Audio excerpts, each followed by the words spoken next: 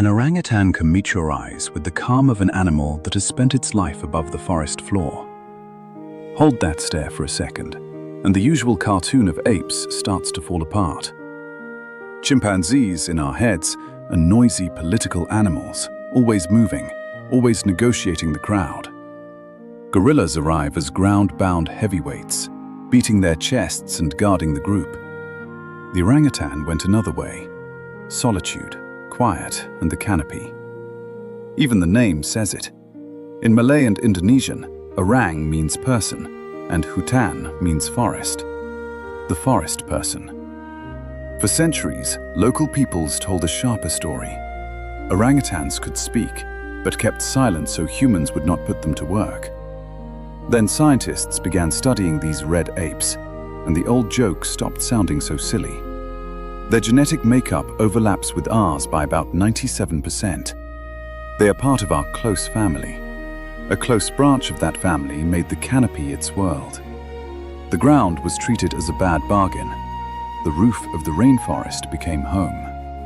To live up there, in a green ocean of trunks and lianas, the orangutan had to become a biomechanical outlier.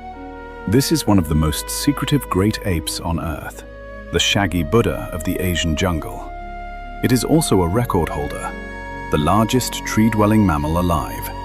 An adult male can weigh 70 to 100 kilograms.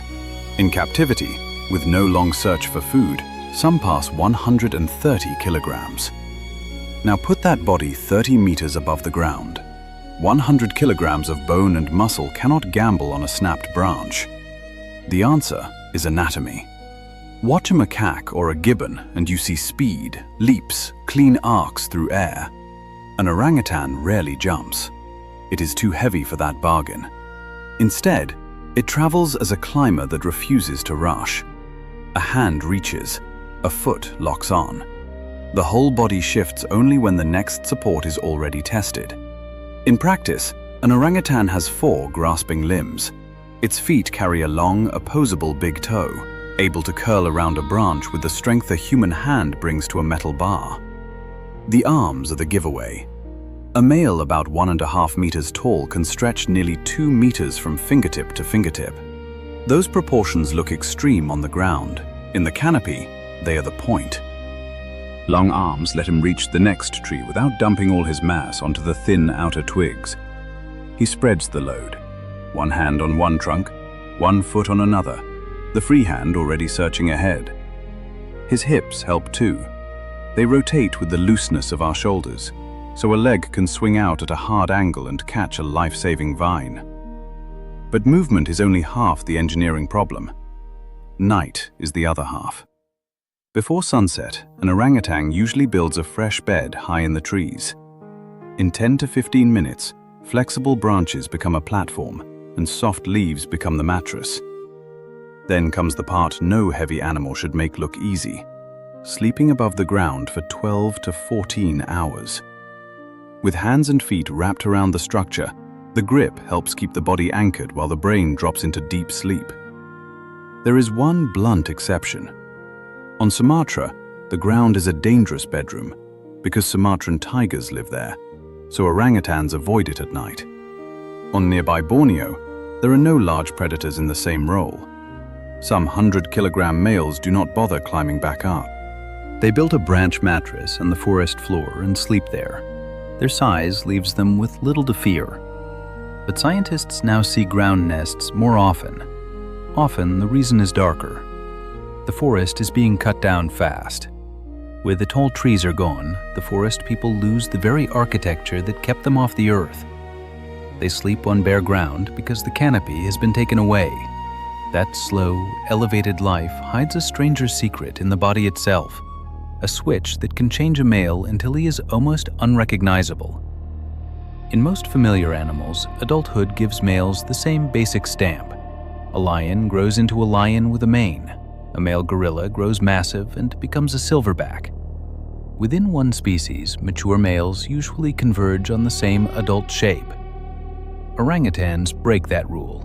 Their biology allows a phenomenon called Bimaturism. The term is plain. The outcome is a biological split. Adult males can exist in two sharply different forms side by side in the same forest. Put simply, a fully adult male may follow one of two strategies. The first is the dominant flanged male, the animal most people picture when they hear orangutan. When he begins to claim an area, his hormones surge. Testosterone rises, and the body commits to a new form. He grows much larger. Huge, fleshy cheek pads spread across the sides of his face, broad discs covered with tough skin and short hair. Under the chin, a throat sac inflates into a resonating pouch that can hold several liters of air. The hair along the back and arms lengthens into a dark, heavy mantle. None of this is decoration. The cheek pads shape and project sound. The throat sac deepens it. Together they turn the male into a living broadcast system, built for one message. This patch of forest is occupied. That broadcast is the long call, a rolling, rough sound that can carry through the jungle for up to 3 kilometers. It tells rival males to stay clear, and it tells females which male is holding the area. The price is high. A body that large burns calories just to exist. Other giants challenge him. Fights leave real wounds. The flanged male has status, but he also has pressure, hunger, and risk. Then there is the second male, the one researchers misunderstood for decades. He is fully grown, yet is almost indistinguishable from an adult female. He can be half the size of the dominant male. Without massive cheek pads or a throat sac, he never produces the booming, long call. For years, zoologists filed these males away as adolescents, animals that had not finished growing. Genetic testing overturned that idea. Those supposed adolescents were adult males. Some could be 15, 20, even 30 years old, and they could father offspring. Their bodies had simply paused the visible transformation. Because an unflanged male resembles a female, the huge resident male often does not treat him as a serious rival. That gives the smaller male room to live inside the same forest. He moves quietly through the branches, finds females, and reproduces without paying the blood cost of challenging the owner. No huge cheek pads to feed, no giant muscles to maintain. Patience and stealth do the work. Then the forest changes hands. The dominant male grows old, dies, or leaves. With the throne empty, one unflanged male can start the switch that has been waiting in his body. Within months, his face broadens, the throat sac swells, and muscle begins to pile on. An orangutan can see his status change dramatically. The male everyone ignored yesterday becomes a figure of power, a new ruler in the green canopy. To survive that kind of social chess, muscle is not enough. It takes a mind. For years, researchers treated brain size as the scoreboard for animal intelligence. Orangutans have made that measure look too crude. The point is not only how much gray matter sits in the skull, it is what the animal does with it. Their thinking is uncomfortably familiar. Watching them solve problems brings early humans to mind. We celebrate chimpanzees for cracking nuts with stones. Orangutans push the idea further. They do not just pick up objects, they reshape them for a job. In the rainforests of Borneo and Sumatra, storms can drop without warning, and orangutans have been seen doing something remarkably practical. They make umbrellas. An orangutan tears off a broad leaf, bites away the awkward stalks, and holds the green roof over its head until the downpour passes. The same logic shows up at mealtime. If the sweet center of a fruit is protected by sharp spines, the animal does not shred its fingers. It strips bark, wraps the piece around its hand, and reaches in with a rough glove. Branches become hooks for honey. Sticks become probes for testing a river before crossing. Zoologists already had plenty to think about. Then, in research published in 2024, researchers in Indonesia reported a scene that stopped the conversation cold. The male was Racus, an adult who had just fought another dominant male. The clash was brutal. Racus came out with a deep gash on his face, just below the right eye. In a hot, wet forest, thick with bacteria, an open wound like that can turn deadly if infection takes hold. But Rachis changed the story. Researchers watched him search out a vine known locally as Akar Kuning. For generations, local people have used it as a pain-relieving and antibacterial remedy. The strange part was not that he bit the leaves and stems, it was what he did next. He chewed them for a long time, working the plant into a wet paste. Then he pulled the wad from his mouth and, with a finger, carefully spread the juice straight onto the raw wound. Then he added a bandage. Rachis pressed the remaining chewed fibers over the cut, sealing the exposed flesh from flies and dirt. No one in science had documented a wild animal treating a fresh wound so deliberately with a plant already known for medical properties. And in this case, the wound healed. Rachis rested more than usual. After 5 days, the cut had closed with no sign of infection. A month later, only a small scar marked his face. The lesson was bigger than one injured male. Orangutans can carry practical knowledge of the forest's medicine cabinet. The most important part is how that knowledge is likely acquired. It is not simply born into them. It moves slowly from mother to young through years of watching. That long apprenticeship explains why an orangutan's childhood is among the longest and most demanding on Earth. Most wild animals race toward independence before something eats them. A young hare can manage on its own after only a few weeks. A lion cub is becoming a hunter by about 2 years. Orangutans refuse that schedule. Among mammals, their childhood is one of the longest, surpassed only by hours. A female gives birth rarely, once every 6 years, and sometimes only once every 8. That is the longest birth interval among mammals. Since wild orangutans live about 35 to 40 years, one mother may raise only 3 young, at most 4. Each one costs her years of work. For the first 2 years, the infant is almost part of her body. It clings to her long red hair while she swings tens of meters above the ground. When she eats, the infant watches. When she builds a nest, it watches again. Instinct alone cannot carry an orangutan through that green ocean. To grow up here, it needs a working encyclopedia. The mother is the main teacher, and the rainforest is the school. An orangutan's menu includes more than 300 kinds of food, including fruits, bark, tree sap, and insects. The youngster has to learn each edible fruit by sight, how to open it, and which leaves or berries can kill. It also has to map the forest in space and time. Orangutans have exceptional memory for both. A youngster must remember a home range spread over thousands of hectares, where a particular tree stands, and the month when its fruit will ripen. For years, it watches its mother fold leaves into rain shelters and handle useful plants in practical ways. That is not a simple reflex. It is culture, passed on through a long, stubborn education. Only at 7 or 8 years old does a young orangutan begin to drift away. Even then, nearly grown, it may live nearby for years and visit her from time to time. The bond can last almost a lifetime. For a long while, school biology books gave orangutans a clean, simple label: one species. Genetics later broke that picture apart. Scientists separated them by island into 2 species: the Bornean orangutan, Pongo pygmaeus, and the Sumatran orangutan, Pongo abelii. Bornean orangutans are stockier, with darker hair. They sometimes come down to the ground because their island has no tigers. Their Sumatran relatives are built differently: slimmer bodies, longer faces, and a lighter reddish coat. They stay high in the trees, away from the striped predators below. For a while, the case was closed.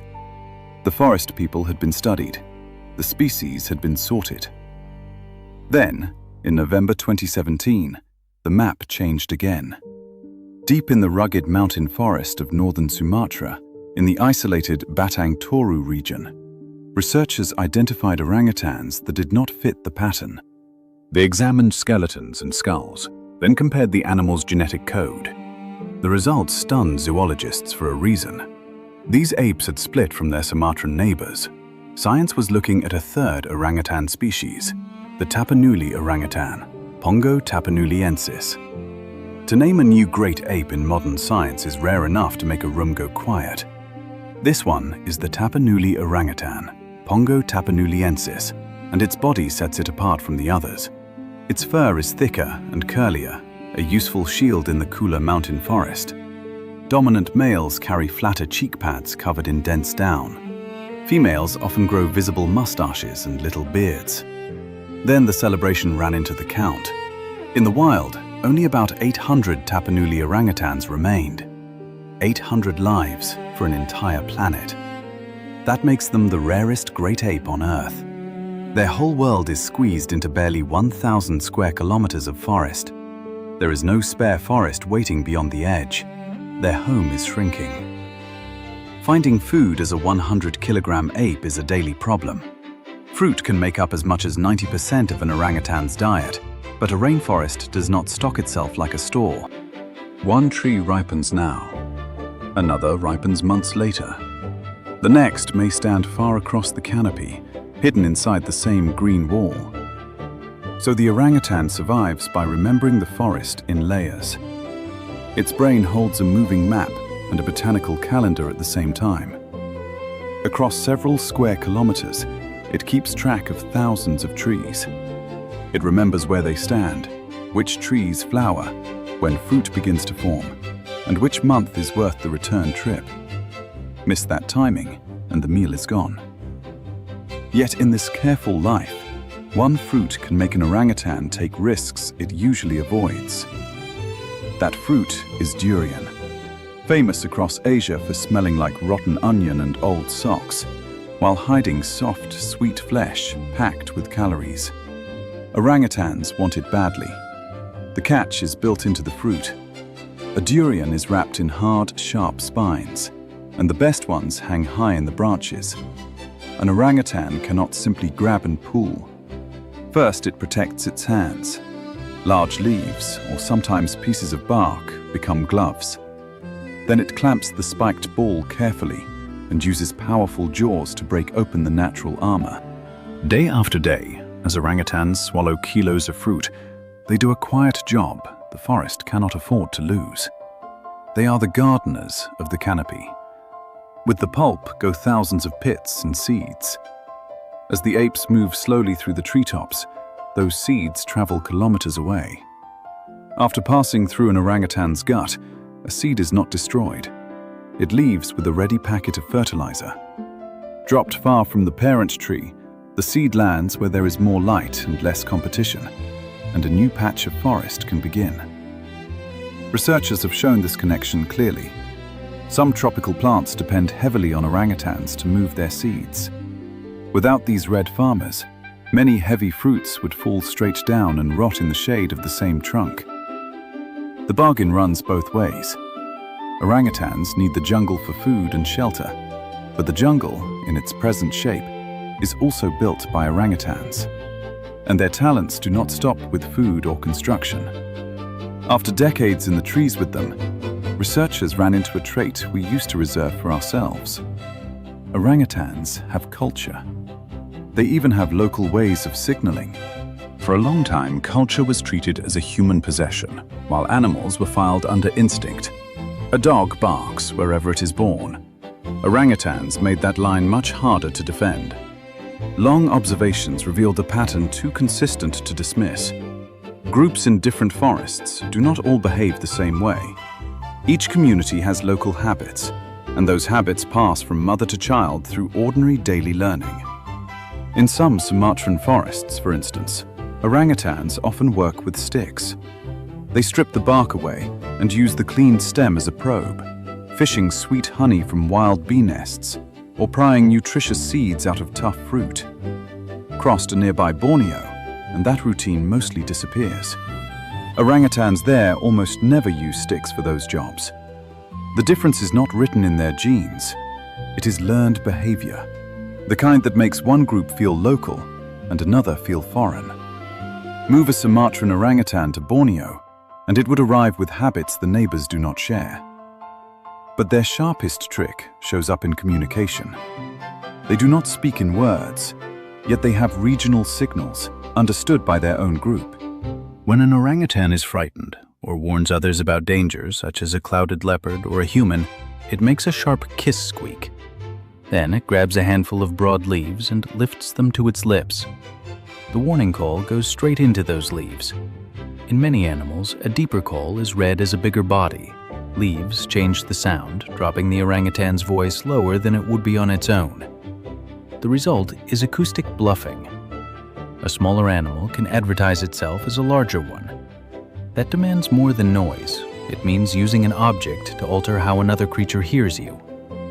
For a long time, that kind of abstraction was treated as nearly human territory. Yet even this mind, with its tools and tricks, cannot answer the danger now entering the forest. It is the threat that can stop even a 100-kilogram giant.